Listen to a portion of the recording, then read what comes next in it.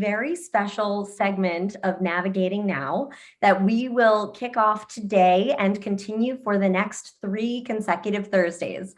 My name is Emily De Silva. My pronouns are she, her, hers, and I am thrilled to be moderating this program, which for our firm Thoughtium, we call Perspectives. For those of you who are just getting familiar with Thoughtium, we are a consulting firm based in Chicago with offices in Los Angeles, but I like to believe a presence and a community across the country.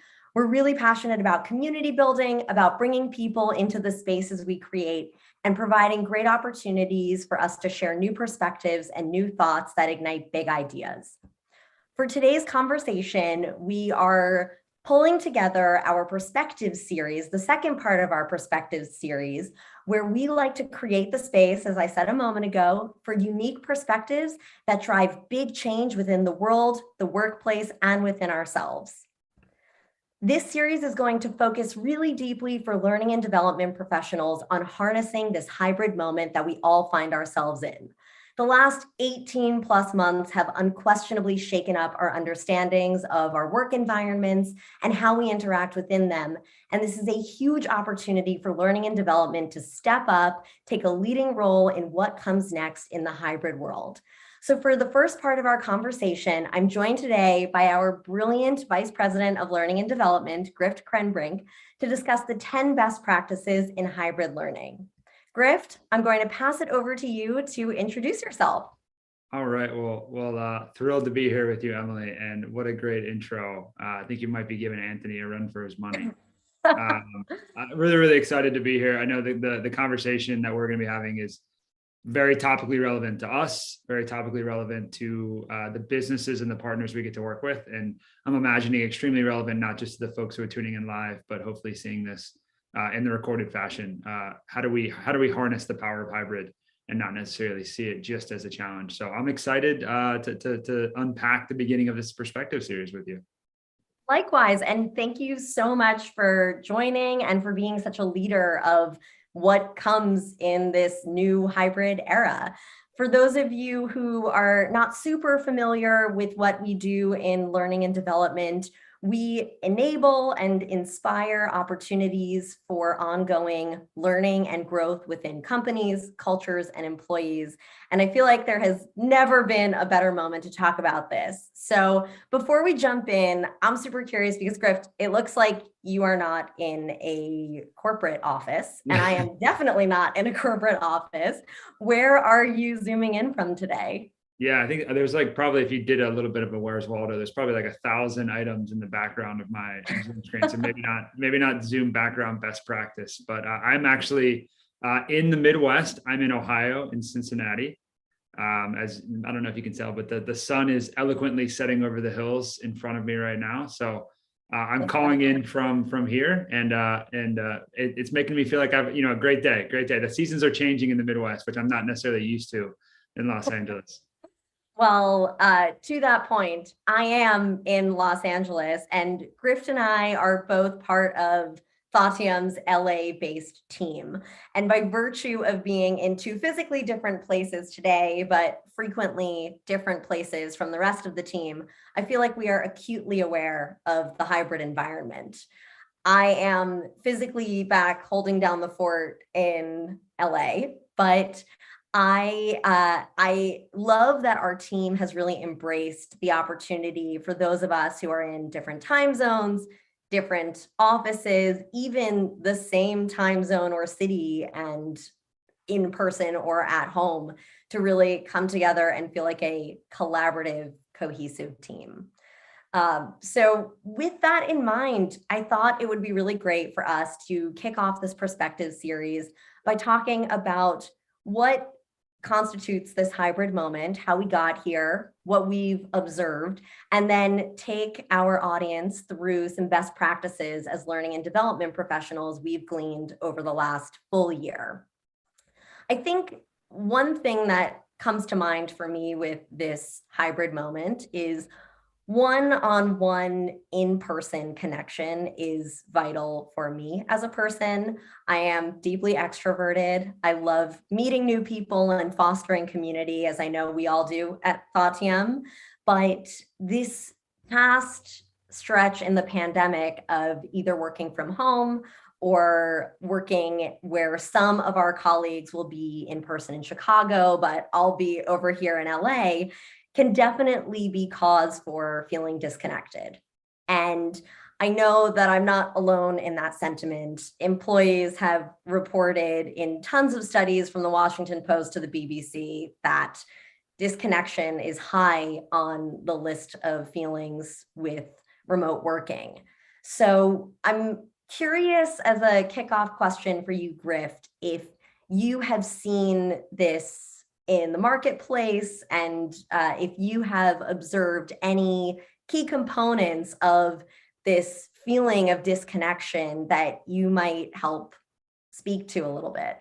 Yeah, no, I think it's a great place to start. And I think oftentimes it's easy to see one side of the coin or the other, right? So if we think about, yes, there's a lot of stuff out there that says people might be feeling disconnected. And a couple interesting pieces of research. Microsoft put out a huge amount of data-backed research at the beginning of this year. Talked a little bit about the shifting dynamics of communication in the workplace. And you can imagine Microsoft versus any other company probably has a good pulse in terms of how people are communicating, the networks they keep on a day-to-day and a monthly basis. And some of the alarming things they saw is that, as the pandemic wore on, the size of our common network, say the people we interact with on a day-to-day basis, a week-to-week basis, even a month-to-month basis, which was shrinking pretty substantially.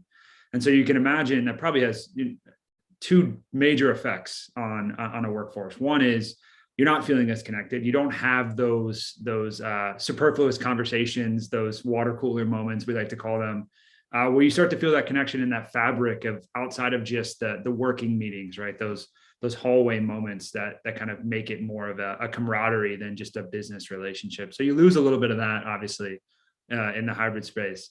The other thing too is when you don't necessarily have as big of a sphere of influence in your communication, you're undoubtedly going to not necessarily have as much diversity of perspective in the way you build the solutions or the work products that you're working on. Whether you're in, marketing or whether you're in some kind of other function, you're not necessarily getting the same kind of diversity of thought and backing into what you're doing. So there's a little bit of the current wake of now we're feeling disconnected from our companies and from our fellow employees. There's also a potential wake in the downstream of not being as innovative because we're not necessarily opening ourselves up to as many wild ideas. So a couple of those things are obviously challenges.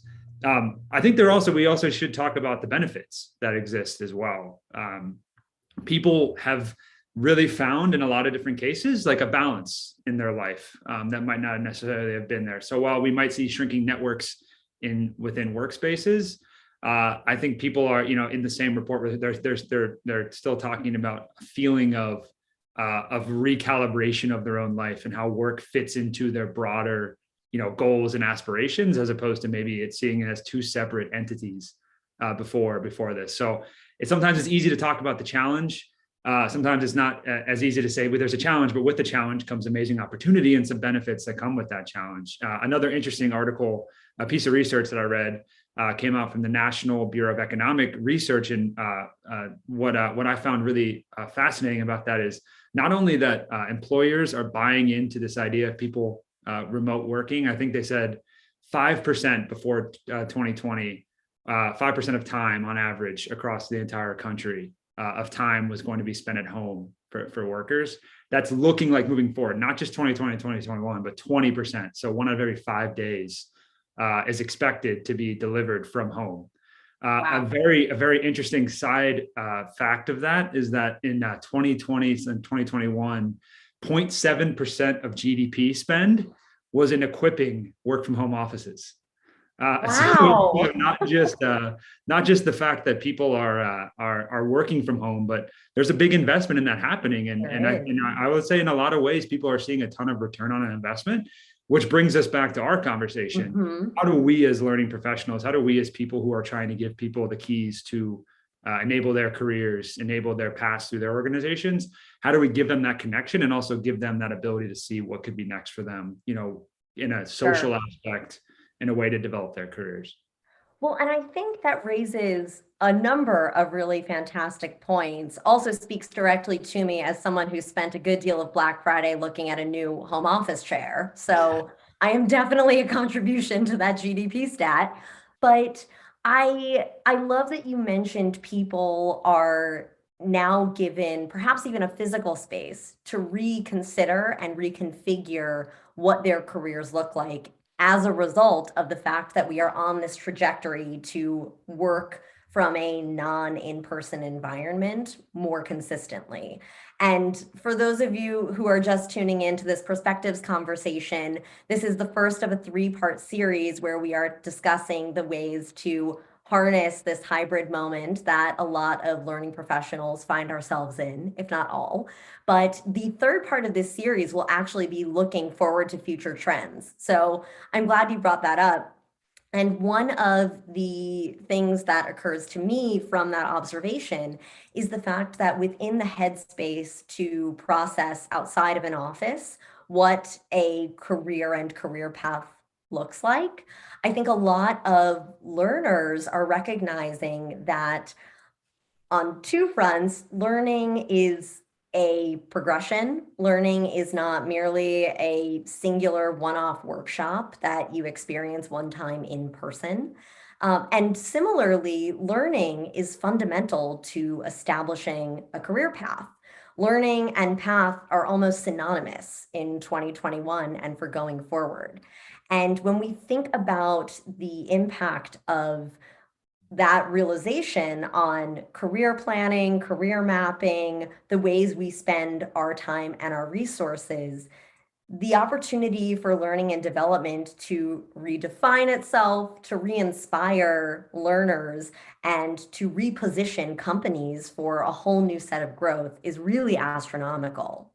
So I'd love to follow up to all of that by just throwing back to you, Grift, any opportunities you have observed for learning and development to reposition itself in this hybrid moment.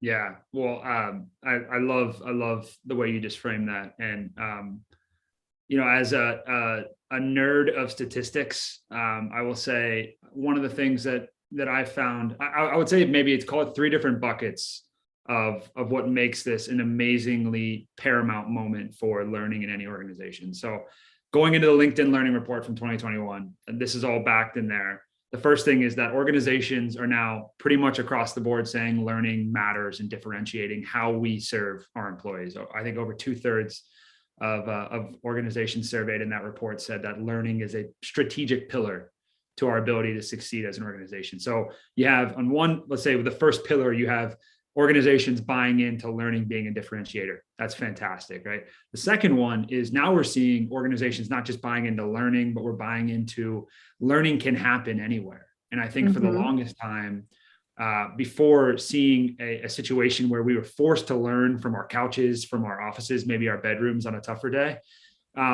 we didn't necessarily have the organizational buy-in that not only does learning matter, but learning can happen, on the go or in your home.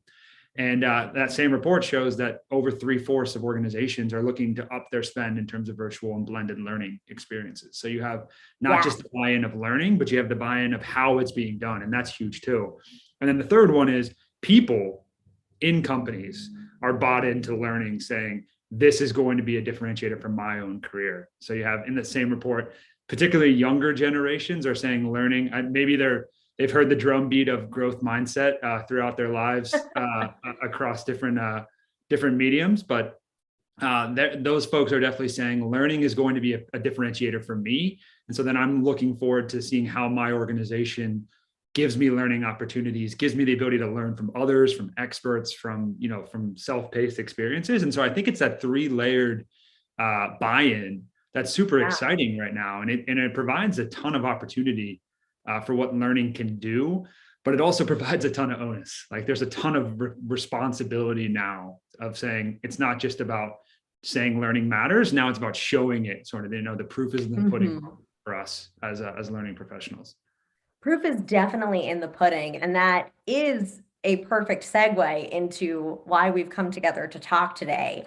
Our wonderful colleague, Rachel Guile, who also is a senior consultant on the learning and development team at Thoughtium, put together an article that you can find on our Thoughtium website at thougtium.com/perspectives and read about 10 best practices we recommend to better harness hybrid learning experiences.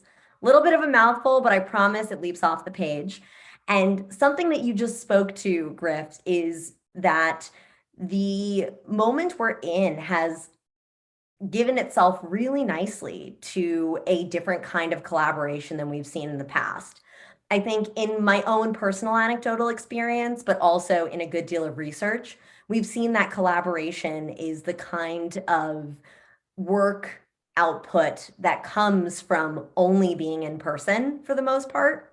Sure, there were lengthy phone calls or conference calls in the past where people would put some ideas together, but the real messy brainstorms, divergent thinking opportunities came from in-person opportunities. And I think in that Microsoft report you alluded to earlier, there was a stat I remember reading a little while back that the opportunity for small group collaboration has skyrocketed since our networks have been shrinking and since we've all been behind computer screens. So when we are thinking about the opportunity to come together in smaller groups that we now are more used to thinking in, I feel like we are in a prime moment to examine what the best practices for that are. And as I said a moment ago, you teed it up beautifully. I'm going to share some of the best practices extracted from Rachel's article, and let me know if you can see my screen okay. But for those of you who are just joining, we are talking about best practices for harnessing a hybrid moment. And we are looking at a piece from a toolkit we'll be distributing throughout the Perspective series, where you can see a sort of timeline slash checklist of sorts of the best practices we've extracted for hybrid learning.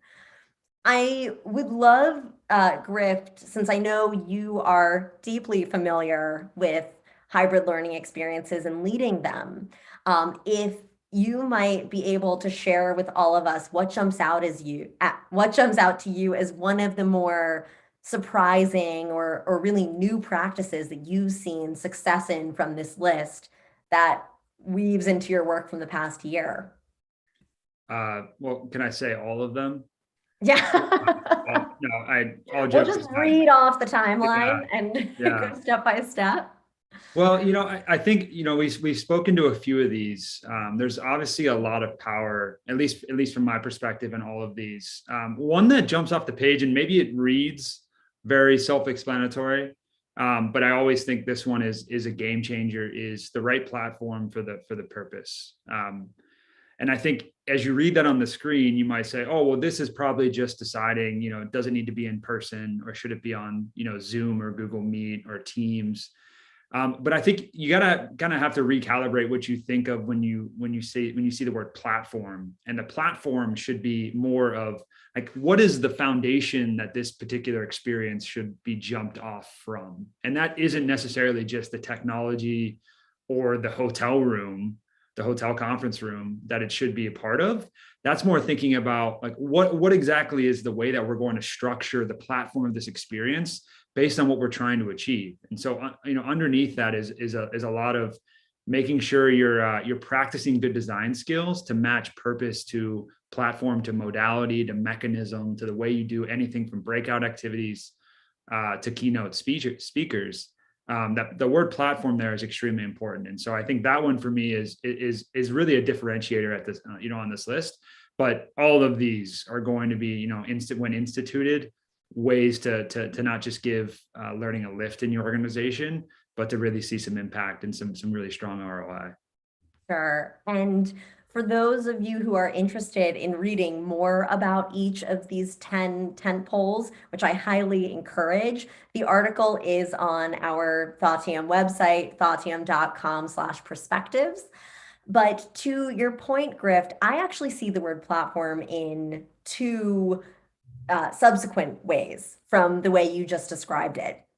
The first is there is the literal platform, which in hybridity, more often than not, takes the definition of technology. What technology are you using to enable the learning you're trying to communicate? And the other definition of platform is almost a storytelling type mission or purpose. The platform on which you stand, the platform on which you speak, is a much more metaphorical platform than the physical way it is delivered or the tool through which it's delivered. And I think something that has been really powerful for me, I'm glad you brought up this find the right platform for the purpose, because something that's been powerful for me is determining the way the content of the platform I'm trying to deliver dictates the form in which it will sit on that platform. Uh, I am a firm believer in the adage content dictates form. But for find the right platform for your purpose, I'll give an example. We were working on a project that we run internally at Thoughtium called our Accelerator Program, where we work with groups of learners to help accelerate their thinking or their skills in a certain practitioner. So this could be in strategy, in learning and development, in leadership, and in portfolio management, which are our four core practice areas at the company. But for one of our programs, we used to run the accelerator through a one-sided learning management system, or LMS. And the learners would sit behind a screen, they would consume the content, and then they would go about leaving their comments and determining how they took in the learnings. And for our program, we decided that we needed something a little bit more collaborative, or we wanted to test the waters with something more collaborative. So while we were mapping out the content that we wanted the learners to take away, we really internalized how that would sit coming through a one-sided, watch this video, fill out this form kind of platform, and tried adjusting to make the platform more collaborative, a place where the users or the learners in the program could see the comments that other people were leaving, get inspired by each other's ideas. And we have found really enthusiastic user adoption of this model. That's not to say that one size ever fits all in platform adoption or platform development, but I also am a proponent of knowing your audience. If you know that your audience is going to respond well to one type of platform output, don't try keeping a square peg in a round hole because it's what's always been done. There are hundreds, if not thousands, of creative platforms out there, ranging from free to fee to subscription model that can enable your learning program. They don't have to be expensive or intricate or require a lot of development, but they have to effectively communicate to your audience. And Grift, I know you've had a little bit of experience with platform intricacy too. Do you have any examples or experiences you can speak to? Well, that was a really great example you provided, and Thank you. as part of the delivery of some of those experiences, I 100% agree. I think it's a great reminder that things that have been done really well in the past can be updated again for sort of some of the new circumstances and the new purposes that we find and the reasons we do certain learning experiences or learning programs.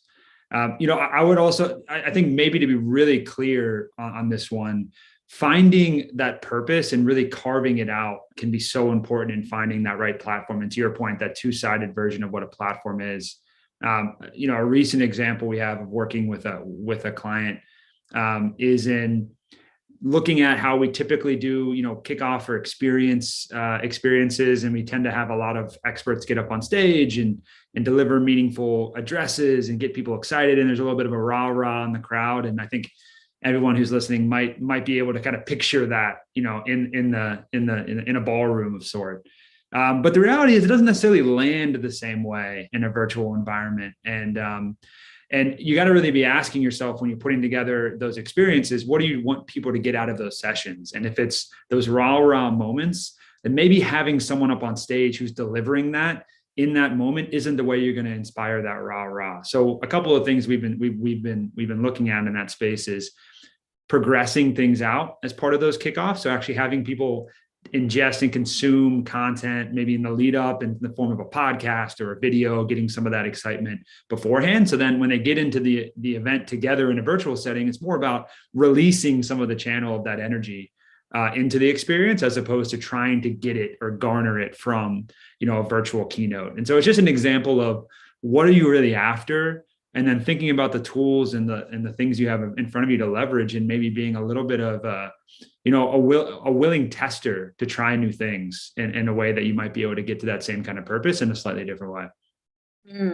That's really great. Thank you for sharing that, Grift. And one thing that I take away from what you just shared is the opportunity to excite or ignite a crowd or a group of learners of any size with a collective experience might now be better suited with the lens of inclusion at top of mind, because for the people in person who would be able to see that keynote speaker, that keynote kickoff, there is a missing experience for those who are dialed in. So by leveling the playing field and giving everyone a video or everyone a podcast that they can consume on their own time and get into the headspace at their own pace, but know that they are all ubiquitously getting into this headspace, is really profound. And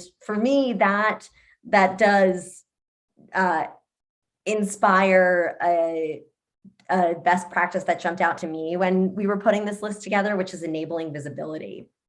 I am very passionate about finding ways to consistently be more inclusive and equitable in all of the work that we do.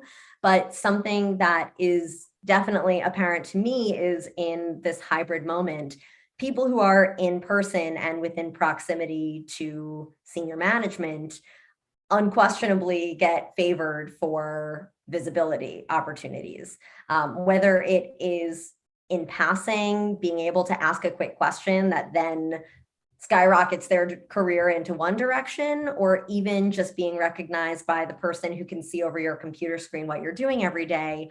Remote employees are often at a slight risk or a potential risk of not being noticed beyond just the Zoom calls, the phone calls, or the emails that they send from where they're sitting.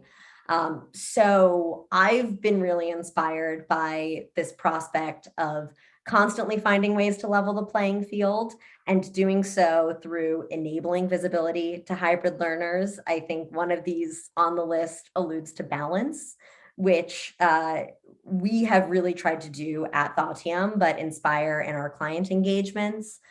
When it comes to establishing an equitable playing field for both remote and in-person employees, we always like to recommend things such as, if you're having an in-person event, make a comparable, accessible remote event that everyone can participate in. And big shout out to our chief of staff, Amanda, who is, I think, exceptional at facilitating these kinds of balanced experiences for those of us who are remote or not in the core headquarters office.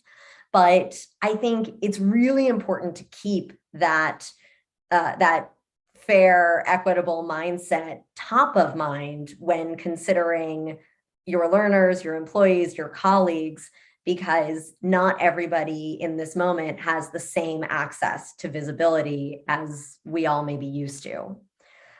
So that is something that has spoken really loudly to me. And I wonder, Grift, if you might be able to share anything you've observed with either enabling visibility or stepping up as a leader within Thoughtium to make sure that the team you manage has equal access to you.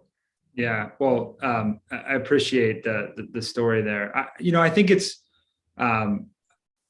I think clarity is really important around some of these big topics. And, one of the ones you mentioned around having like a an equal footing for a remote event or a virtual event for every in-person event. And I think we need to challenge ourselves to say that is exactly true. And an equal virtual event isn't so much like, hey, people can call in from the back of the room and have, the ability to see the screen. And then there's some kind of virtual happy hour that exists. Like it's taking it further than that.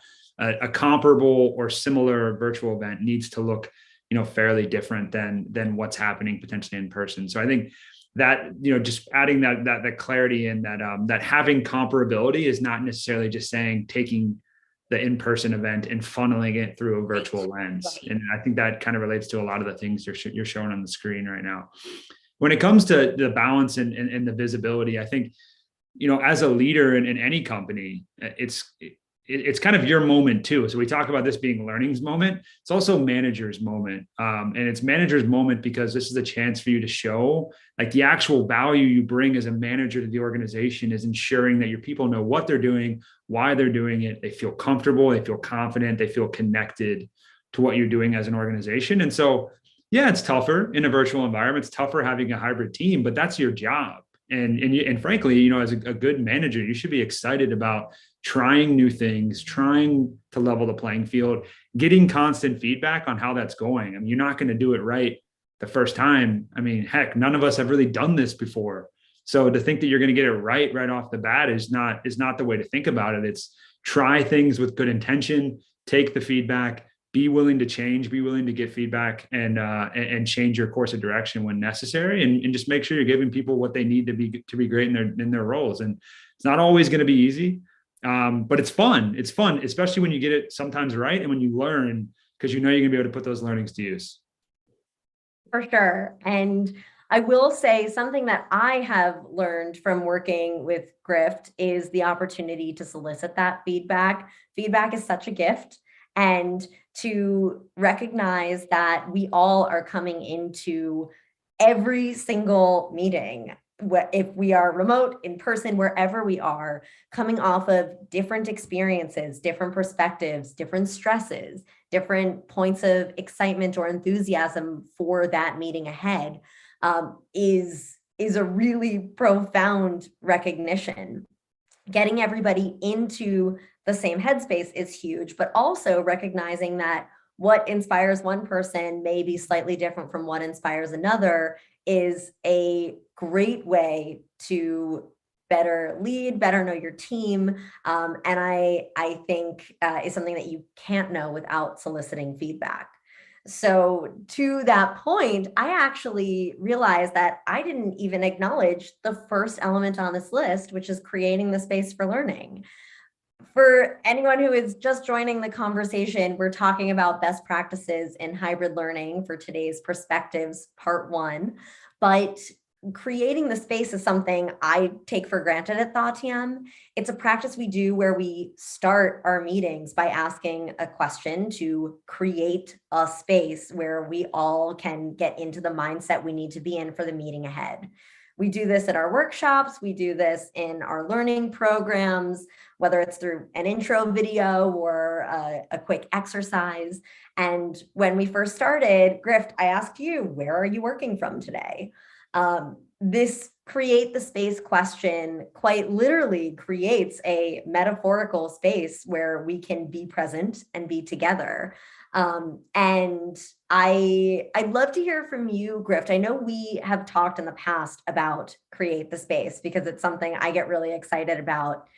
I ask a lot of kooky questions, but when it comes to creating the space, I know we once had a conversation about how create the space is in many ways an elevation of a commonly held belief that learning can only happen when people are doing things, and that create the space acknowledges that there is a space for intake mode.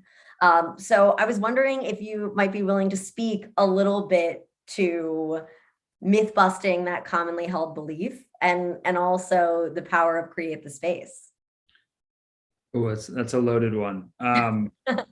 So, I think it kind of relates back to a lot of the things that we're facing in terms of of what great learning is expected to be across, whatever, no matter what organization you're part of. I think we all probably feel the similar pressures that learning needs to be personalized, somehow also needs to be scalable, somehow needs to exist in the flow of work, but it needs to be extremely high ROI. And so you can imagine all of those things together, like put it into a cauldron, bubbling those together is kind of hard, because they're not necessarily always working in the same path together. They're not always going in the same direction. So I think what Create the Space is for is recognizing that you don't need a full day, let's say, to go through a learning experience, but you need to be cognizant of the fact that when you get into that, whatever, call it an hour, call it 30 minutes, call it 90 minutes, whatever that segment or that fragment of your day is, create space on both sides of that experience to give people the chance to sort of check in and check out of that intake and that learning mode, because we don't know what people are coming from. It could be from a tough, challenging customer meeting. It could be from a one-on-one. It could be from a number of things. And when you create a little bit of this buffer, you're giving people the chance to kind of go through that dip in productivity when they're context switching. You have a little fun with it, have a little bit of reflection with it. And then before you know it, you're getting people back in this mindset where they're excited to take in and digest and consume with one another. So I think this is a good way. You kind of see it as like a create the space sandwich on when you're doing learning, is to give people the chance to sort of check in, check out, and it gets them into that right mentality and that mindset. And it's not necessarily saying you have to carve out days and days for learning, but it's about being super intentional about getting people into the right mode when you do. I love that. I love the check in, check out description of it. I'm almost tempted to adjust the bullet on this timeline to say check in and check out, but it is a really good practice. And I think it's a good practice for all meetings, whether you're prompted to do so by the person leading the meeting or not. Taking a minute to check in to make sure that you can be present and as not distracted as possible during the meeting, and then check out, make sure that you are taking the information with you from the workshop, the program, the conversation, is really important. And I know that I can be better about taking the initiative to do that on my own, but it's a practice I definitely encourage with teams, small and large. With that in mind, I'd love to just hone in on one more element of this list before we wrap up, which is making learning a progression.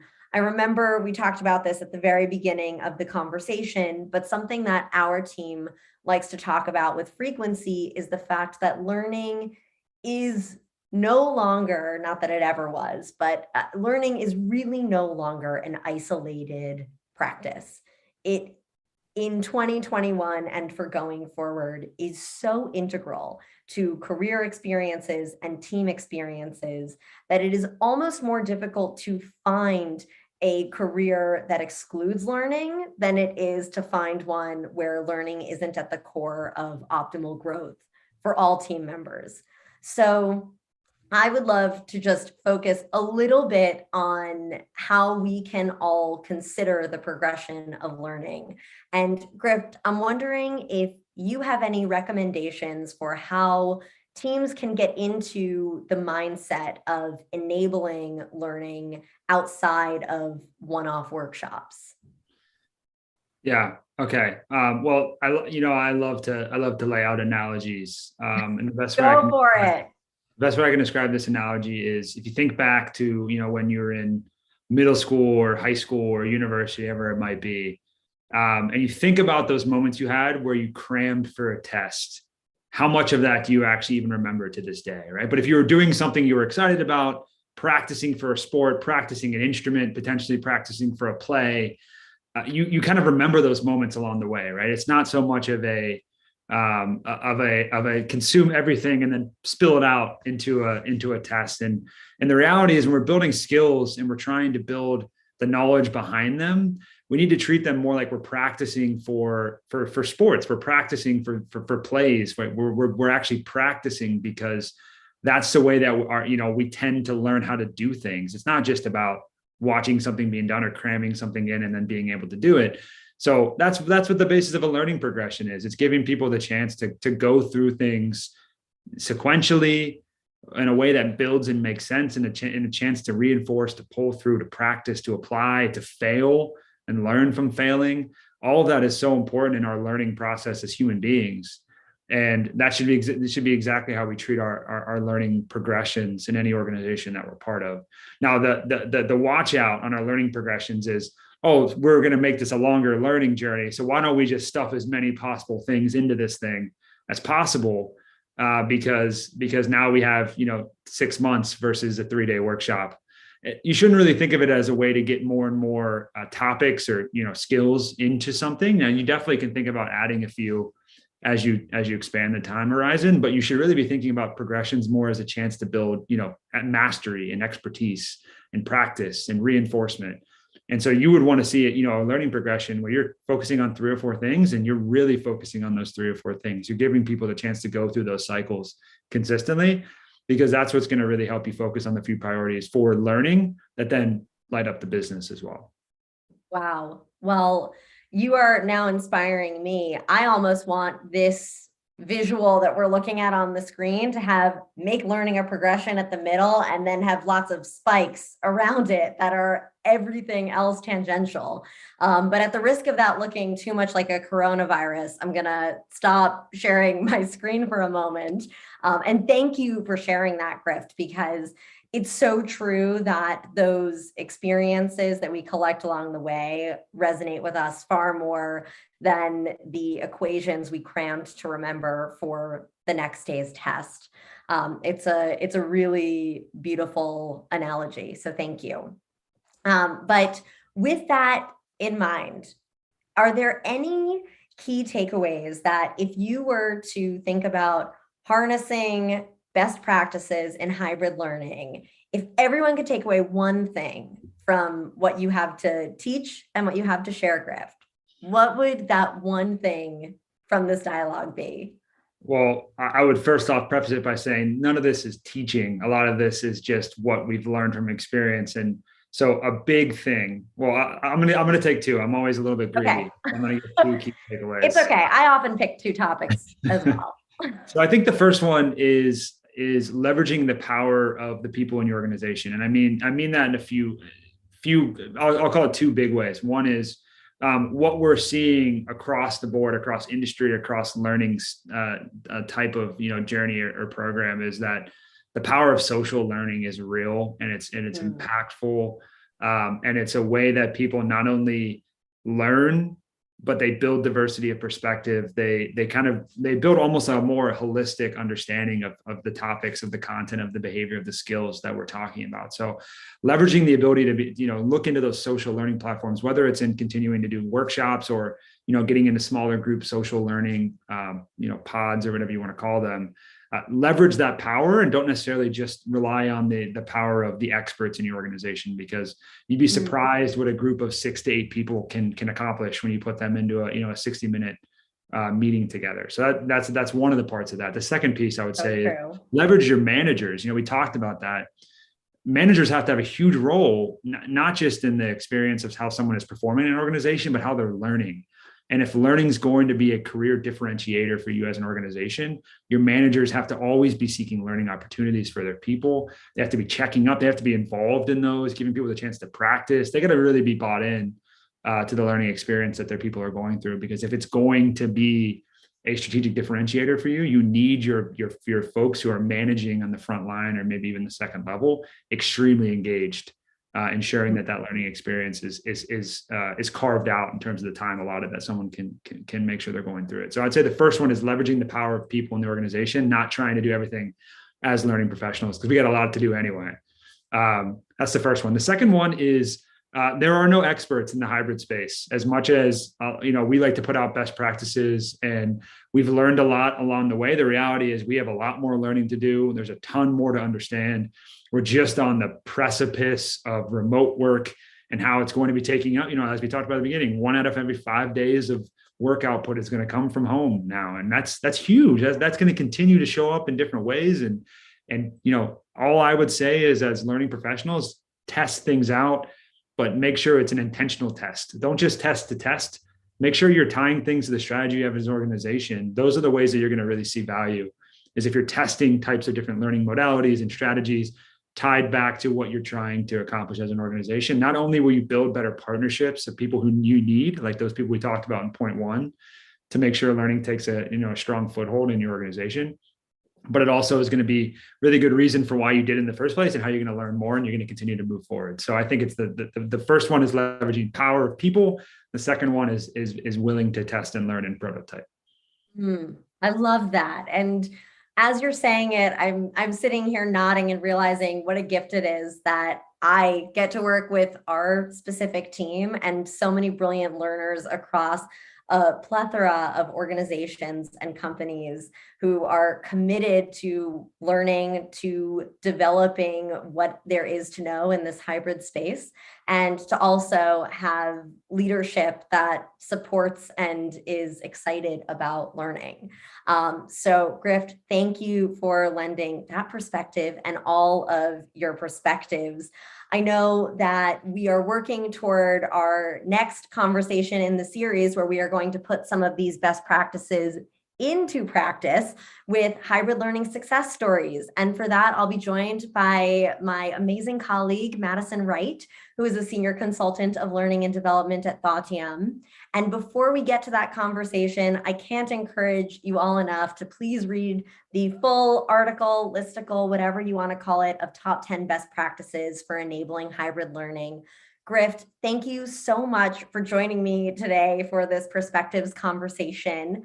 For anyone who wants to rewatch this, share it with your networks broadly. You can tag us on LinkedIn at Thoughtium. You also can find us on YouTube, same name, Thoughtium. And all of our content exists on our site, Thoughtium.com. You can do the /perspectives to find perspective-specific content.